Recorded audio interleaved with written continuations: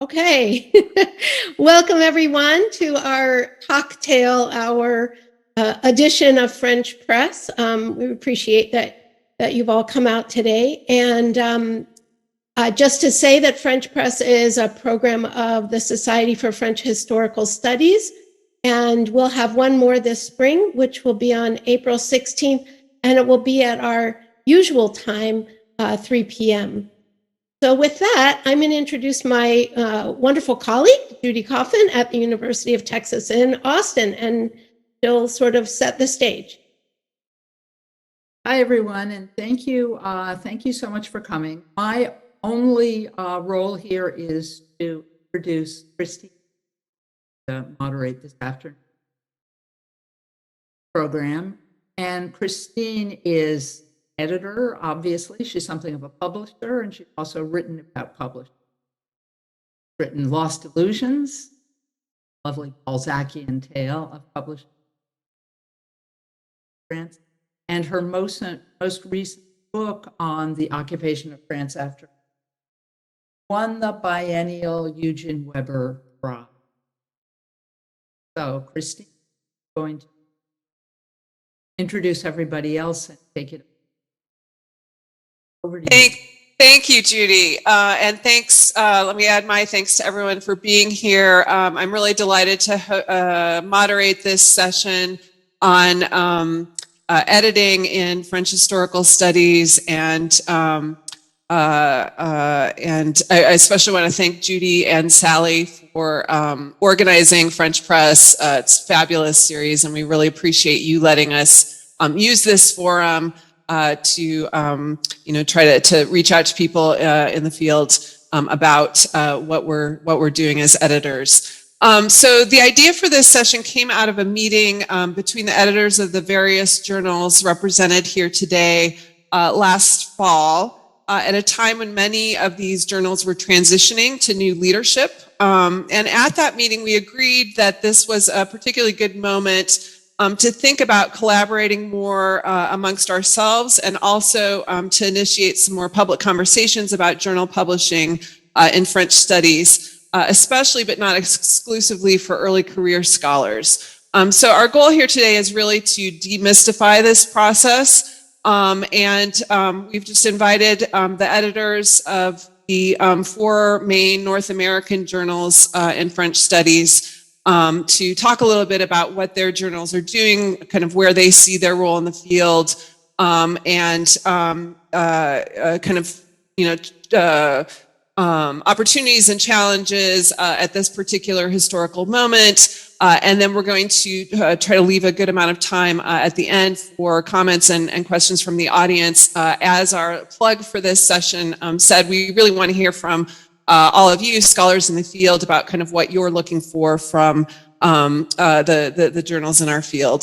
So I'm going to begin with some quick introductions, and then we'll get started with a couple of questions for the group. And then, like I said, leave plenty of time for questions and comments at the end. So I am one of the new co-editors of French Historical Studies. My co-editor, Jennifer Hoyer, is professor of history at UMass Amherst. Prior to French Historical Studies, she's had some experience editing other journals, most notably as associate editor for H. France Salon. Her work centers on 18th and 19th century French history, especially intersection of gender, family, war, and race. And she's completing a new book entitled Soldiers' Reward, Love and War in the Age of the French Revolution, Napoleon, which I, for one, am very excited to see out.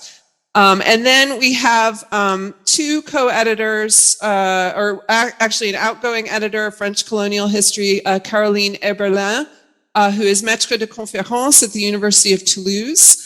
She's currently on leave and based in New York State, where she's held multiple positions teaching both history and French. And then we also have the currently associate editor and incoming editor of French colonial history, Jennifer Anne Boitin, who is associate professor, recently approved for promotion to full professor. Congratulations, Jennifer. Of French, Francophone studies and history, and also women's gender and sexuality studies at Penn State University. And most recently, she is the author of Undesirable, Passionate Mobility and Women's Defiance of French Colonial Policing, 1919 to 1952, out with the University of Chicago Press since November of 2022. Next, we have Liz Fink, who's the editor of French Politics, Culture, and Society.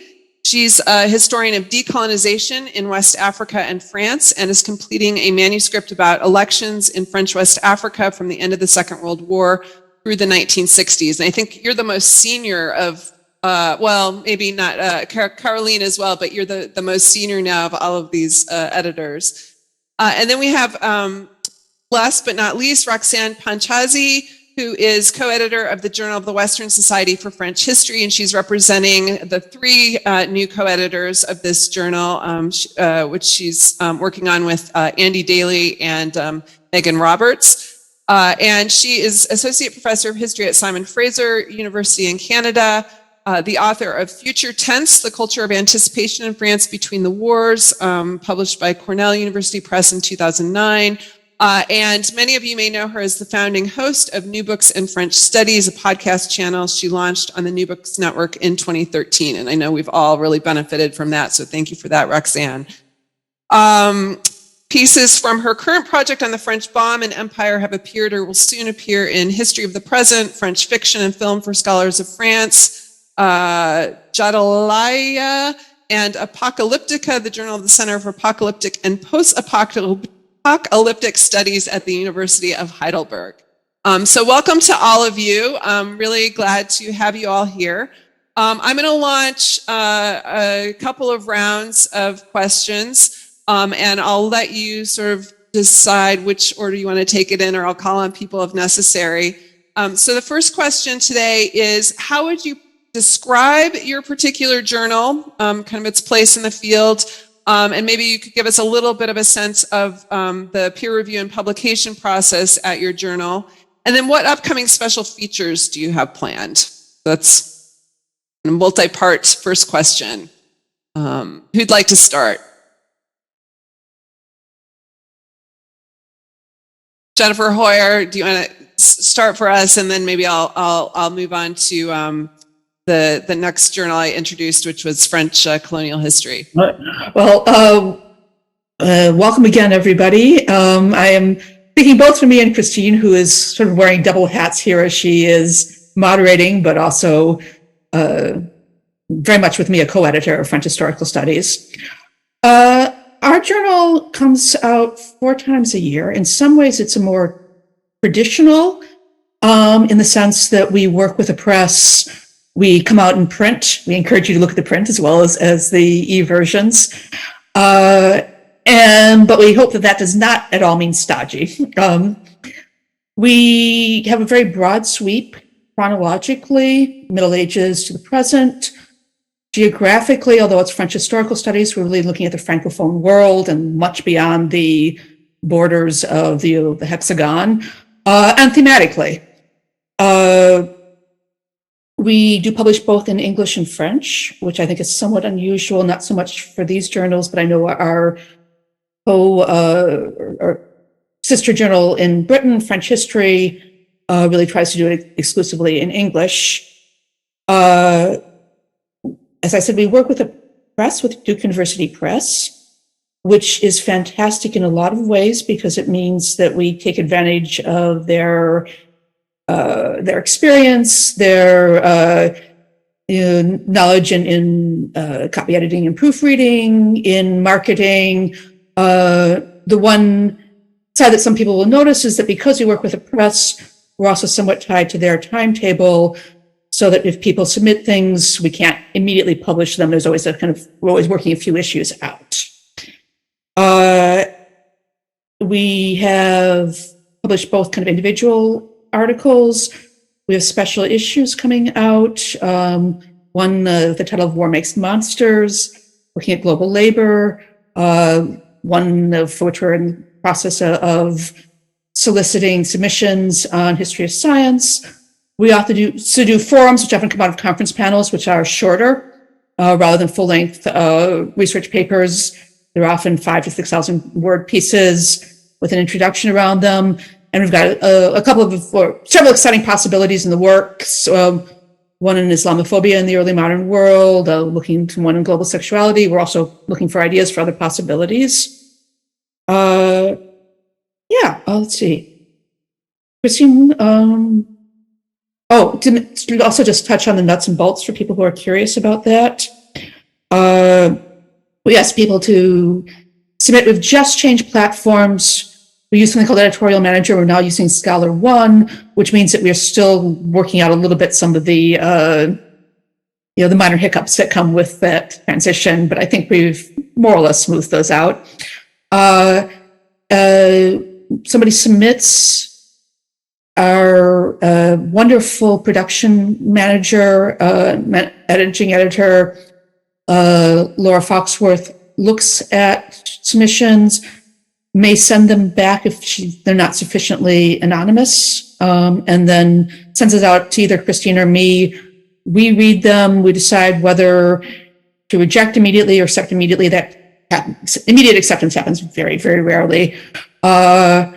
If we think we may ask someone to revise before sending it out to reviewers. We often then send out to reviewers, get their feedback, and then contact people in terms of may reject, may accept, usually ask for revisions that may be more or less significant.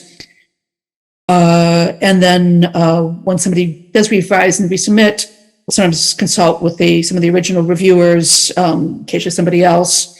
And then make our decisions kind of what needs to be done, and then work again with the press in terms of making sure that we have the quality of images and maps and whatever supporting materials we need. And I'll stop there because I could keep going and going, but I want to make sure everybody has time. That's great. Thank you, Jennifer. Caroline and Jennifer, the other Jennifer. Yes, I think I'll start. So here is our journal, French Colonial History. So French Colonial History is a journal of the French Colonial Historical Society. It has been around since 1977. And so it's published once a year.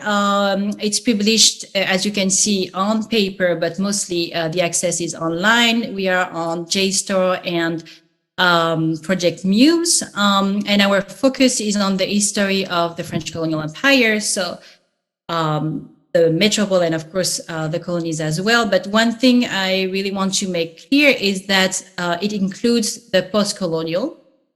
So of course, so for example, we are about to publish an article on the recent history of the island of Mayotte, which, as you know, has been in the news of late. And another important thing is that the journal is bilingual, so you can publish in English or in French. And because of the focus of the journal and the fact that it's bilingual, we receive many articles from scholars who are based outside of North America, outside of Europe. And the scope of the readership is also diverse and international, since colonial history is, as you know, a shared history. And we also strongly encourage submission from PhD candidates, from early career scholars. For example, the FCHS organized a writing workshop for junior scholars a couple of years ago, and we hope to have more events like this to encourage the submission of article from early career scholar. And now I'll hand it to Jennifer, who will talk to you about our upcoming features. Yes, and I should add very briefly that our nuts and bolts are extremely similar to what was just described by Jennifer Hoyer. So I'm not going to repeat them, but it's extremely similar. We vet things and then they're sent through. Caroline, did you want to add something quickly first? I just want to say that if you want to see how is the submission process, how you can submit an article, just go to the website of the French Colonial Historical Society, so fchs.org, I believe, and then you go in the journal section and then you have all the information. Yeah, thank you. So very briefly, sort of upcoming special features. So one thing that Caroline and I have started to change is renewing the editorial board far more frequently and over 3-year terms, because there hadn't been much movement. And so the next renewal is going to be in the fall of 2023. So We encourage not just nominations, but also self-nominations. If this is something you want to add, if you need this for tenure process, or if you just really want to see what a sort of journal looks like on the inside, you're more than welcome to reach out to Caroline or me and self-nominate, or nominate someone if you can think of someone good. We try to cover every region of the world, which is complicated, and also all sorts of different time periods. The second thing I'd say is that one of the things we started doing is an archival documents section, which is new, in which someone can publish a document and then analyze it, and this can be used as a tool for teaching, and we're hoping to build that up over the coming years, but it's a new feature for us. And finally, we've started to do more and more thematic issues. So again, you can contact either of us if you're interested in any kind of thematic issue. And this could either be an entire issue or sort of a subsection of an issue, sort of a smaller groupings, I think similar to what Jennifer Hoyer was also just describing, maybe 3 or 4 articles plus a short introduction. And just upcoming examples, we have something coming on déconstruire les archives coloniales.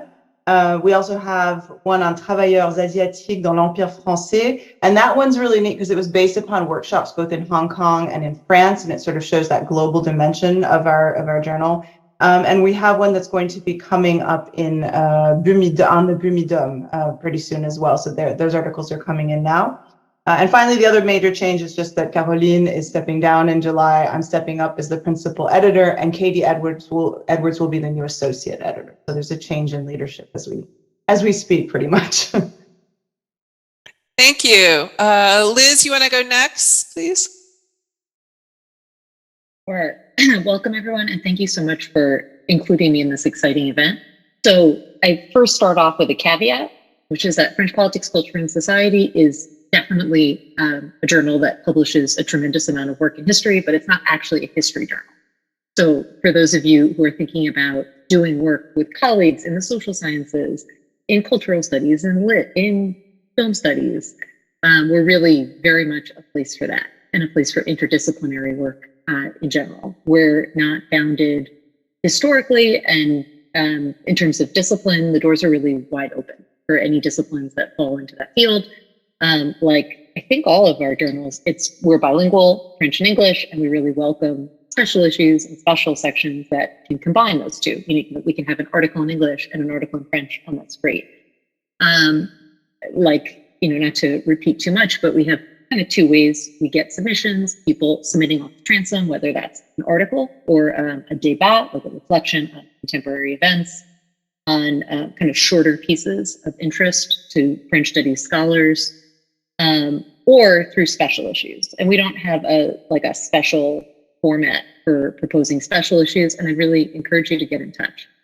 And I think our special issues offer a lot of flexibility because you can get together with colleagues in other fields and other disciplines and kind of think really creatively. To flag 2 that we have coming up. Oh, and sorry, I should say first, we come out 3 times a year. We are on paper, really beautifully printed on paper. Highly recommend it, with Bergon. The 2 special issues coming up next, I think, are both really exciting. One is on the French studies scholar and their public. And that's a pretty special set of conversations and reflections, particularly in honor of the wonderful Herrick Chapman and his retirement. But I think also a moment to think really holistically about the field of French studies by a lot of really interesting people involved in those questions at different levels of seniority, who are based in different universities in America, Europe, and different. And then the next down the pike is we have a special issue, an interdisciplinary special issue on François Toquel and radical psychiatry, which should be really interesting as well. I would also say, most broadly, is don't hesitate to check in, right? There's enough things about the process of submitting that can be confusing. Finding the right sizes for your image files, how many images you can print, which for us is usually capped at 8. But anyway, feel free to check in. These things are confusing. Don't hesitate to drop a line. We see our role as really kind of opening to the diverse conversations in the field, which I know we'll get at talking about more, rather than gatekeeping. So we're really open to interdisciplinary work, to work that really engages the role of French studies and the world and how that's changing. So don't hesitate to be in touch. Thank you, Liz. Roxanne, will you tell us about the Journal of the Western Society for French History, please? Sure. I'm just going to pop the link to the journal page in the chat so that people can go and find out more about how to submit to the journal. We're closed for this year, technically. Although if somebody has a burning issue or an idea that they want to talk to us about, we about it. So the Journal of the Western Society for French History comes out once a year, typically around the time of the annual meeting, which is fall. We're peer reviewed, aim to reflect the mission of the society, and that includes curbing from the mission statement here, developing tools and practices to combat structural inequalities in profession and in academic institutions, and of course that includes field, broadly defined.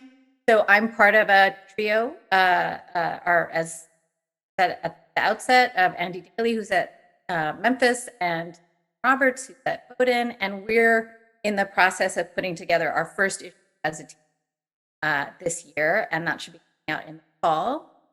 Just a couple of things that I would highlight: that the Journal of the Western Society for French History, known as Proceedings, and was put out in print, moved online in 2015. So we're entirely online, open access, and that lends itself to some particular sort of advantages, public audiovisual materials and other kinds of things. Andy, Megan, and I are really about ways to lean into that and diversify the types of things that are included in the public journal, that we're also like photo essays, or videos, audio stuff. One of the things we're talking about right now is launching a podcast that I'm going to time, and that podcast, Radio WSFH, will be kind of a companion to the journal that will highlight in the journal, but also the society. We're also come up with some ideas for the structure of the journal, which includes shorter pieces, articles and essays that are about 4,000 to 6,000 words. That's for forward, and newer sections that are similar to some of the types of things that other journals are doing that we've already talked about. So section of intervention that engage with contemporary debates in France and the Francophone world, and also a notes on sources section. Sounds a little bit like what Jennifer Boitin was talking about, but slightly different, sort of an introduction, a primary source, because we're online access. We're going to be trying to share audiovisual sources as well, photographs, and sometimes from people's research in progress, so a bit of a teaser for work that's in progress. The other thing that I'll highlight along those lines broadly, that because we're open access, one of the things that authors who contribute to Western Society are able to maintain copyright. We encourage early pieces that are coming out of longer term projects as well, but pieces that are coming out of projects in progress. And the advantage of publishing Western Society for French is that the author copyright, so publish and in publication. So our next issue, progress now, and I'll just highlight that we're going to feature a cluster of articles on reparations, restitution, broadly defined. And yeah, we're hoping to have our first episode of the podcast that will out that issue. Great, thank you so much. So I'm going to ask kind of one more big question. There's a lot that could be said about it, but maybe people can limit themselves to one or two quick comments so that we can then open it up for questions and we can come back to some of these things if time allows.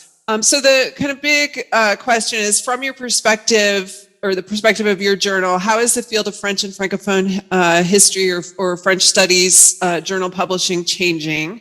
And what promising developments and or potential challenges do you see on the horizon?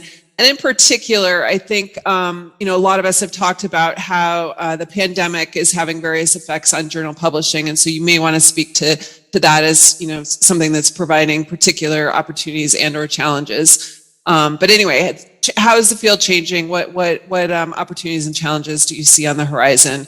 And let's maybe go in slightly different order. Liz, do you want to start us off this time, please? Sure. So I'd say first to start out, I think there are a few ways I see the field changing. First of all, I think I see it in, I guess there's a negative and a positive way to frame this, but I'm going to frame it positive first, which is I think there's a growing awareness of and a really important place being afforded to people who are in alt-ac positions or not in academic positions. And I think that's terrific. So I see that really having an invigorating role in the kinds of special issues that we're looking at down the pike, and making sure the conversations we have are not just interdisciplinary, but can reflect a range of positions and expertise. Of course, the negative side of that is thinking about the crisis of academia and of French studies within that. And I think we can't necessarily separate those things, but from our position in terms of publishing, we can at least make sure that those conversations are happening in the most productive ways possible.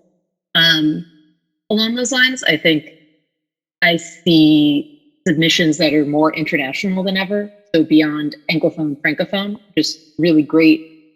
I think this is in some ways less history and more social sciences on my end. So I'm curious to hear if this is reflective of everybody else, but I see a lot of really great submissions from around Europe and the non-European world and from non-Francophone places, which is really great. I'm not gonna lie, I don't totally understand the rep system, but the British colleagues out there, I am really committed to working with you and making sure that publication works as best as we can on that crazy system. I think in terms of challenges of the pandemic, there are many. I think for me personally, as for so many other people, just like the amount of insane 2 a.m. work days I had throughout 2020 were crazy. And I'm really conscious of how widely that was shared. So I mean this as with an enormous amount of solidarity and empathy, and saying that I think it's been much more challenging to manage peer review under those conditions. And I think going forward, even out of the worst days of the pandemic, I think, and this is, I guess, maybe also tied in general crisis of academia discussions, I think thinking about how to deal with service work and kind of these sorts of obligations that are unpaid but desperately appreciated to junior scholars and to journals is, I think, more part of the conversations we need to be having about how to not just thank and encourage people who take on that work, but acknowledge its difficulty and changing conditions. I think the fact that conferences were cut for so long was definitely a kind of critical moment in terms of thinking about special issues. And I can't speak for everybody else, but for us, I think the number one way special issues happen was via conferences. And the Zoom conference is also often a very different beast. It's shorter. It's not necessarily based on the same, basically an embryonic form of a peer-reviewed article. So I think that was on the one hand a challenge, and on the other hand, open up spaces for other kinds of work and discussions. But I think particularly as we're coming out of the moment, or we hope out of the moment of intense crisis, I think it opens up a lot of conversations about how the kind of work that we really rely on is distributed and, even if it's not remunerated, at least appreciated and can be solicited as so many things around us are changing. Thank you. That's great. I'm going to call on Caroline and or Jennifer to go next. As I do so, I'd like to remind people that if you have questions, I'll start collecting them. Send them directly to me in the chat, please. Christine Haynes, thank you. Caroline or Jennifer, you want to chime in? I first of all, I want to say that I agree with everything that you said. So I will just maybe add one thing that I can think of is which I think for me is one of the biggest challenge is the question of open access. We are a journal based in the US, and as I said, is on JSTOR and Project Muse. So it's relatively easy to access the journal if you are affiliated to an American institution. But outside of that, basically, you have to pay to access an article, unless you are a member of the French Colonial Historical Society, which I encourage you to do, but not everybody can be a member of the French Colonial Historical Society. And I think this problem of open access, in the long term, we really have to address it, or even in the short term. And as I said, we have authors from all over the world, and I totally concur to what Alice said. It's more and more international, and these colleagues outside of North America, they have more and more pressure from their institution to publish in English. So they come to our journal, they want to publish in English, they publish in English, and then paradoxically, their own colleague can't access what they publish. So I think there is really a question, of how knowledge is shared. And I think if we really want to have a diversity of authors and a globalized readership, I think we have to address this problem of globalized access to scholarly journals. And it's even a problem in France. You probably know that France, like the rest of Europe, is really pushing for open access. And so if we are, based in the US, we can really easily have access to all the publication in Europe, but not necessarily the other way around. I know some French colleagues complain about that. And so I don't think there is an easy answer to this problem. I think it's a complicated one. But I just think that we need to open this conversation. Jennifer, I don't know if you want to add something about the pandemics.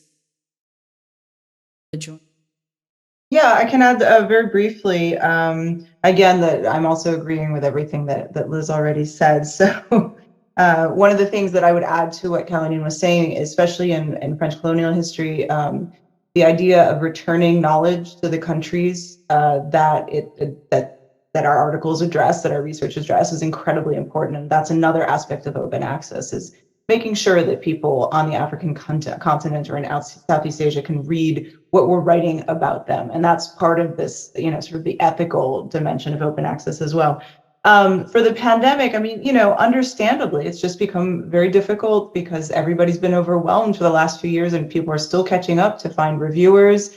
Review processes tend to be slower, and all of this is something we understand. So, I say this with a lot of sympathy because we ourselves are moving more slowly in a lot of ways as well. And so that's part of what I've noticed. Another thing we've been noticing that's kind of interesting is that because people couldn't access archives because they all closed down, and because a lot of universities didn't fund in the same way access to archives, people are having more trouble when they write their articles, having all the actual sources and information they want before sending them to this. So we're sort of struggling with how to, what does this mean in terms of publications and the peer review process? And that's something that we're trying to adapt to and figure out, but we're very aware of it.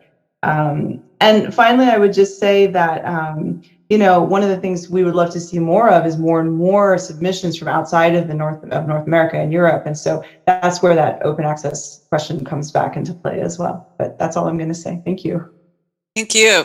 Roxanne, you have anything to add?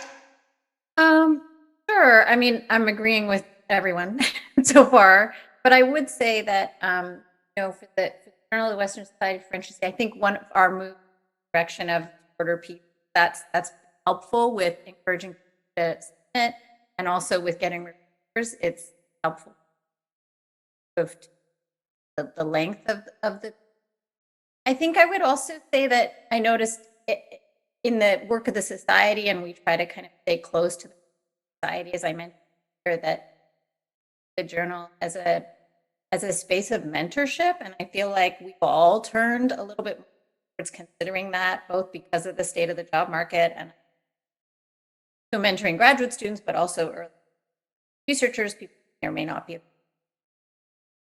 may not have. And the other thing that I would say that I notice as we're pandemic, and I know some of us on the panel have already had conversations, just a lot more of the spirit of collaboration between publications and societies. And I think that's just got to move in that direction. We're talking about it in terms of not having our conferences compete with one another, but also I think in terms of our publications that we have a variety, diversity of places for people to place their work, but that we're also kind of collaborating, and we're not, we're thinking about, well, what is FHS doing in terms of special or French colonial, or to kind of think about this as something that we're all in together rather than our publications as competitive. And I feel like that was there, the spirit of that was there before the pandemic, but I feel like it's become clear to me that's where we need to head in that direction even more since all of this done. Yes, absolutely. Thank you for saying that, because that was absolutely the impetus for this sort of event. The more that we're talking to each other, the better. Jennifer Hoyer, you want to add anything?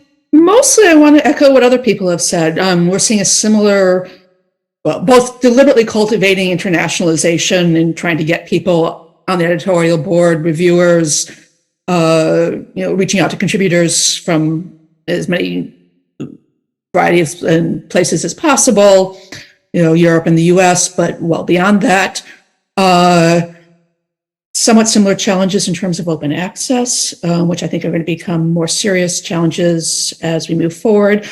Duke's done a nice job of sometimes making the journal available to places that can't afford it, but that's a kind of a limited solution rather than a systematic one.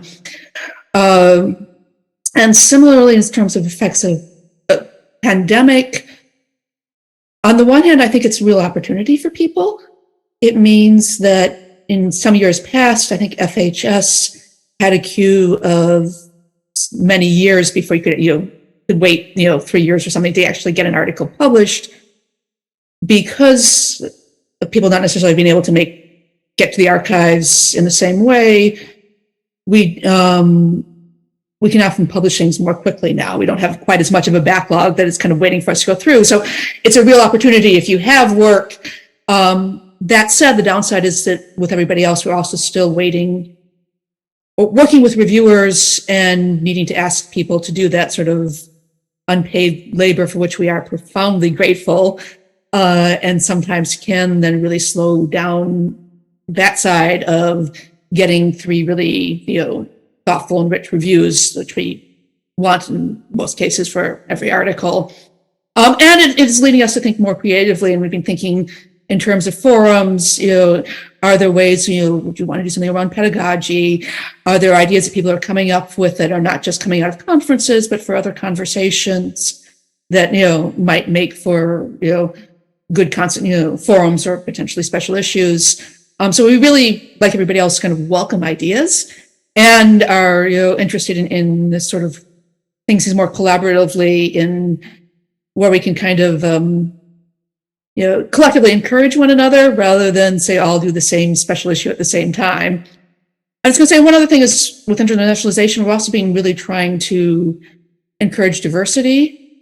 And one small thing that we took actually from a different conversation with journal editors in the UK is that we've added a line in our submission about seeking not just a diverse range of authors, but asking authors to cite as diversely as possible, and explicitly saying that we're looking for particularly women whose colors whose work might have been overlooked, and encouraging people to diversify and think critically about what works they are citing, as well as what they are writing about and where they're submitting it. Great. So I'm getting a couple questions coming in. Let me start with one, and we don't have to go to everybody, but if one or two of you want to try to address this first question, please. Johan Lugelta says, thank you so much for organizing this event. I have a question about the revise and resubmit process and how you suggest authors best handle working on revisions. And this is a good question. I was going to ask something along these lines too. Sometimes seems difficult to address all requested revisions or to know which ones to prioritize. The summary compiled by editors before forwarding the 2 to 3 full reviews is very helpful. You suggest authors focus on addressing the reviews as summarized by editors in their notice email, or should we strive to address as many of the requested revisions as we can? Basically, what advice do you have for authors as they're trying to mull over the reviewers' reports, which are sometimes contradictory, and figure out how to go, about revising their piece? Who wants to jump in?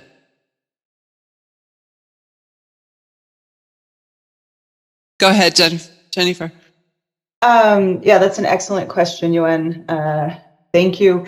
And I think part of the job of the editor is to guide you. So several of my fellow editors have said, reach out to us with questions. And I think the revise and resubmit is one of those moments where you definitely want to be in touch with the editor about what you think you can do, what you can't do, and explain to us why, right? So sometimes if there's a contradiction, we can, usually in our notes, we'll try to explain where we think you should lean, but if we haven't, you can reach back out and say, I'm noticing a contradiction. What do you suggest I do? But more generally, I think it's important when you read through reviews, and usually our reviewers are pretty positive in their tone, but we all know there's the infamous usually reader number 2. We've all been there. We've all received that review. And we're very sympathetic to authors who receive those reviews. So that's one thing to keep in mind about the editors and our role in this process. It is, in fact, to also help through difficult reviews. So the thing I would keep in mind most importantly is, what do you think is going to help you make the strongest article possible out of those reports, right? So my first review of, when I receive them myself, but I also do this when I'm reading somebody else's reviews of an article, I look at what is it here that will concretely help an author get to a better version of the article that they've already written. Then the second question is, what is technically feasible, right? So if a reviewer says you need to go back into an archive on another continent and do more research, that may not be financially feasible or feasible in terms of, those of you who might be on the tenure line or who are trying to get an article out before you go on the job market or something like that as graduate students, that might not be feasible. So you try to sort of separate into the categories of, these are technical ways that it's just about writing, then these are content questions, then these are perhaps more literature I need to go back and read because I don't know it well. And then that more difficult thing of, this person is asking me to do something I cannot do. And I think if you start to think about it in those compartments, it can be easier to tackle the revise and resubmit process. But again, at any moment, and I'm sure my fellow editors will have other possibly better advice for you, but at every moment when you hesitate, that's when you reach back out to the editor. And also when you send in a revise and resubmit, after you've made those revisions, we often ask you to give us a little summary of what you've done. And that is one of those moments where you can also say, well, I did this, I didn't do this, or this I think is wrong for this reason, or this I simply cannot do for this reason. And it's completely legitimate to explain your decision. In fact, you should explain your decision-making process because that helps us make sure that your article is published, which is, of course, our goal once we've sent it out for review. Liz. Yeah, I would just echo all of that, but I think the biggest thing I would just in some ways reemphasize is, I think one thing I've heard from junior scholars is a fear that everything is, I think, more high stakes about this process than it is. So the thing I would just emphasize is, once you get that letter from us with the reports attached, it's not like, it's this high stakes moment that the next response has to be you sending back your revisions. You can, often the expected next step and the thing we kind of propose is, send us a plan. What's a realistic timeline? What are your plans? And we can talk about it. So that it's not every step is so, make or break. I think beyond the contradictions, it can be also useful to, sometimes to figure out what's behind reader number 2. Is it like a kind of tough love situation? Somebody who basically sees the goals of the piece, but is like pushing it to its furthest? Is it somebody who's really coming at it from a different approach, or asking you something that's not possible? And it can be really helpful to talk through some of those steps with an editor. So it's also to say that an R&R often is a process, not like another high stakes. So in some ways I would make sure to de-escalate that. And I would just add that timing's variable. I know some people really want to get articles into press as quickly as possible for whatever, career or situation you're in. In some cases, it's also, better to sort of sit on it for a little while. Maybe wait until you can get back to a certain archive in the summer, if that's possible. It may be that you'll never get back to that archive, and that, as Jennifer said, that's not something you should feel that you absolutely must do, at least for a lot of articles. But that we really sort of encourage people to get the best one to us. So it's not that you get the reviews, you have to immediately respond to everything. That it's fine to take a little bit of time to sort of think through what's really most productive here. What can I respond to? Are there things that, as much as we encourage reviewers to be as, helpful and constructive as possible, occasionally you get a reviewer that just has a particular personal perspective on things, and that you as an author shouldn't feel like you're obliged to take that personally. All right, thanks. Let me toss out another question, and we can certainly come back to the revision process. And I'd like to encourage the audience members to, we still have a few minutes, so please send us any other questions you might have. So this one is, I was wondering if the panel had any advice for people working in non-history fields, but doing archival historicist work. Any books on publishing and history in general, ways to approach history journals specifically that might be different from literary journals. So kind of how would you characterize the difference between history, journal publishing and other more interdisciplinary work or non-history work?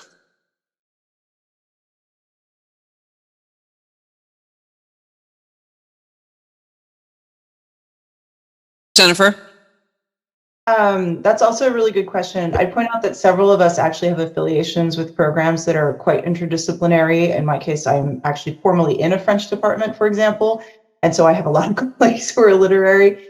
I think it can be, what's tricky about it is that normally in that case, an editor, especially if we're French historical studies, which a lot of us are not just, French, I know that ours is called French colonial history, but we do have a studies sort of, vision for our journal. And so I think that it's the editor who's going to try and make sure that they're sending out to reviewers who are going to understand the field that you're coming from. So in an ideal world, and I think Liz should probably speak to this because she's got the most interdisciplinary journal, but in an ideal world, we won't simply try to send it out to somebody who's going to be like, well, you're not citing following the historical method, or you're not using archival sources the way I would use archival sources. And so that can be a way for us to try and make sure that the article gets reviewed fairly from within your discipline. Obviously, most of us are still working on some kind of historical dimension, so we'll want that to be present. But I think there's more and more that studies part of the French historical field and Francophone field has gotten much more present. And it's much easier to get those other kinds of pieces published than it was probably 20 years ago, I'm guessing. Thank you. Anyone else on that question about people not necessarily based in history trying to publish in a more history-oriented journal? I would just recommend looking at a few past issues, looking quickly at the particular guidelines for the journal in terms of, what we expect in formatting, for example, just because, if we then send it out to historians, if the formats, the way the journal suggests, people are going to sort of react to it that way, rather than immediately sort of seeing, whatever the different kinds of footnoting practices in literature or political science that might immediately signal this is something that looks strange to us. So I would say look at the guidelines for the journal, look at a few past issues just to see kind of what sorts of articles or approaches people have done, and particularly somebody else who has done an article that might be more literary or more art history or more music focused or more films. We've got a film issue coming out, because I think that can also help figure out ways in which you might want to position yourself to speak to different audiences and specifically to speak to historians. Great, thank you. So we have a very specific question from Judy Coffin, which is forcing us to come back to something that we were circling around earlier, which is kind of how the peer review process works and how post-pandemic we're noticing that process can take maybe a little bit longer. Judy asks, what's a reasonable wait time for a journal to get back on a submission? Do you give outside reviewers a time limit? And I know this might vary a little bit because the Journal of the Western, for example, it's on a once a year time frame. Anyway, maybe just a few of you could chime in on kind of your normal time frame and how that might be a little bit different these days. Roxanne? With Andy and Megan, we just are in the process now of sending things out to reviewers. And so we were just having a conversation about this, like what's reasonable in 2023, never mind what was reasonable a couple of years ago. So what we've been doing so far is, really just letting people know like what we have, how long it is, like giving people as much detail about the thing that we're asking them to review as possible. And then, yes, letting them know when we would like to it, and then having a conversation about that. And we're setting about, I think, 6 start, but for the return of a review. But we've been trying to build into our calendar a little bit of flexibility because it's true for everybody. It's true for the authors, it's true for viewers, it's true for us. And so, just trying to build in like weeks of give in all of our deadline setting. My experience, both as an author and at this end of it, nothing is set in stone and deadlines days. Great, thank you. Caroline? Yeah, I just wanted to add that, so for French colonial history, it's pretty similar, it's 6 weeks. But now when I get a submission from the authors, I really make clear that the process might be considerably longer because, as Jennifer mentioned earlier, it's very hard to find reviewers. So it's not rare now, I don't know about the other journals, but to contact more than 10 reviewers to finally get review. So, of course, they have 10 days to accept if they're going to proceed or not with the review. So you can calculate quickly. So I think we have to be very honest with the author and say that everything takes more time. And also one thing that I've been doing is asking what are their deadlines, because I know some more experienced scholar, they don't need to publish the article right away. And for them, they're in a tenure process, they're a PhD candidate that to apply for a job, and it's not magical. We're not going to tailor one-to-one, but I think it helps us as editor know that they really need feedback quickly, because then we can also contact the reviewer and say, look, you can't do it in 6 weeks, just let us know. Then we'll think a lot of transparency is good. It's something that I've learned over the past 2 years, but now I feel that it should be more, systematic, this kind of. Go ahead, Jennifer. Okay. Christina's probably about to say some of the things to it. Yes. For FHS, we contact reviewers and theoretically ask them to get back with us within a week. Very often we end up needing to send a sort of a second inquiry. And then in theory, we ask people to get back to us within a month or so, or a month of agreeing to take on a review. Or if that's not realistic for them, to let us know how, what would be viable, would 6 weeks be practical, or is there an immediate deadline that's coming up, and then after that things will be more flexible, or and it's a balancing game because we want to respect reviewers' time, but we also don't want to leave authors hanging indefinitely. So we do find that sometimes we're able to get reviewers very quickly and respond in fairly short order sometimes, and it depends a little bit on the topic, but also timing the semester, whatever's going on with the world.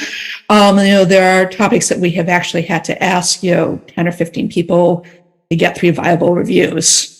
That's unusual. That's kind of an outlier, but it can happen. So I think that's part of the tension between sort of wanting to be respectful of reviewers' time, wanting to get stuff back to his authors as quickly as possible, and being aware that sometimes if we ask somebody, there's a challenge between how long do we give them to be able to get back to us, at what point do we reach out to other people. We don't want to ask 20 people and burden all of them if they all will get back to us. So it's a little bit of a not quite a guessing game, but a kind of an adaptability. Yeah.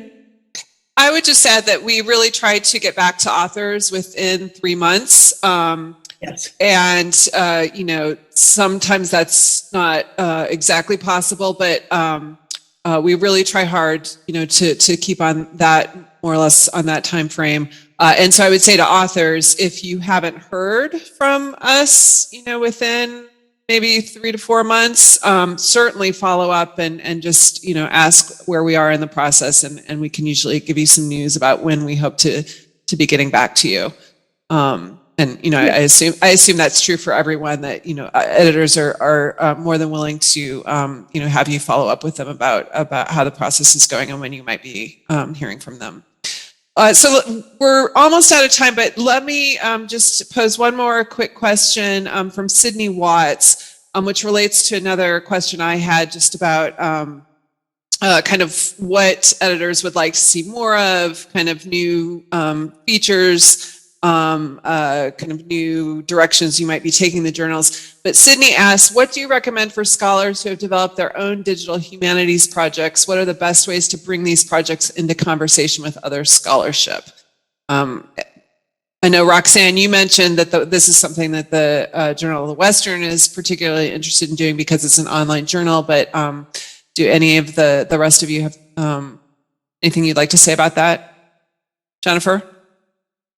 2 things. One, I'll reiterate that as FHS, we sometimes can bring in more materials than people might think, and work with the Duke to link to websites, to video clips, etc. But I'd also say that one group that we didn't include here, but is H France. And there's a whole series of H France Salon, H France Forum, H France Reviews. And my experience working particularly with H France Salon is that some of those settings can be particularly flexible and in integrating different kinds of sources and working somewhat on a more ad hoc schedule sometimes on what can be publicized, on how it can be publicized. So it's also worth considering those directions for ways of calling attention to more unusual kinds of projects or more innovative kind of projects. Liz? I would say in general, I think there's a lot of, it depends on what kind of conversation you want to have, on what kinds of material you'd want to bring in, or what's possible in print versus what's possible linked. But I'd say in general, reach out. This could be the kind of conversations that could be really great to get into that nitty gritty with an editor. That's how we plan special issues. That's how we, we roll up our sleeves and think, okay, here's like possibilities, here's word count, here's what we can do. And particularly of what you, or at least what I understood from the question, is to think about how do we start these new conversations over sources. That says potentially, some kind of special section to me. If you want to think methodologically, that could potentially be great. And it sounds like the conversation that could be really worth having. So I think a lot of these like big questions, and obviously everybody look at our submit pages, but there's a lot that isn't there. And there's a lot that you won't get there. So I would say, don't hesitate to reach out.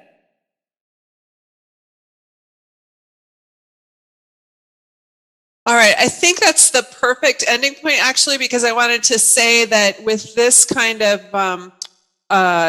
setting where the audience is not, allowed to be speaking to us, it's not that easy for them to chime in with their ideas for where they want to see these journals going. But I think all of us as editors really do want to hear from authors and readers. about ideas that they have for special features or new directions these journals could be going. So I do think, we would encourage you to, come up to us at conferences, contact us via email, definitely be in touch with us about, any ideas that you have for any of these journals. So again, I want to thank Sally and Judy for organizing. I think this turned out to be a really interesting and I hope useful session for people. And I want to thank all of our panelists for all of your comments and your insight on this process. And thank you again to everyone for coming. And we look forward to working with all of you and hearing from you.